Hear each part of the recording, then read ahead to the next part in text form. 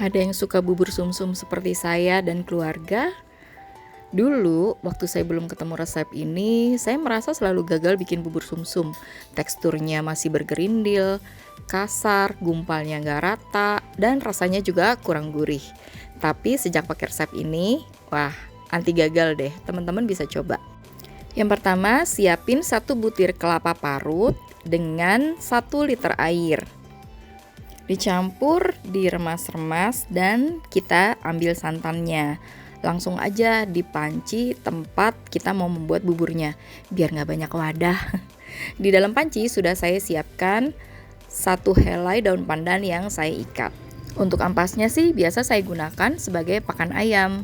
Tapi kalau teman-teman belum punya ayam, teman-teman bisa mengeringkannya dan menghancurkannya kemudian menjadi tepung kelapa. Bisa untuk taburan, bisa untuk granola, dan sebagainya. Lalu saya siapkan 100 gram tepung beras.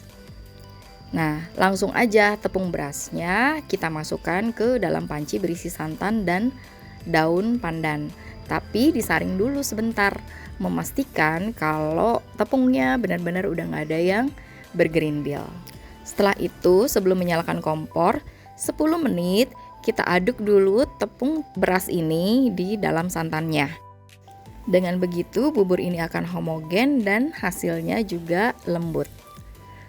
Setelah larut semuanya dan tidak ada lagi yang bergerindil, teman-teman bisa menyalakan kompor pakai api kecil aja supaya tepungnya betul-betul matang sempurna. Nah, ini part yang cukup penting. Teman-teman harus siapin sedikit waktu untuk nggak ninggalin kompor dulu. Jadi aduk-aduk terus perlahan dengan api kecil itu.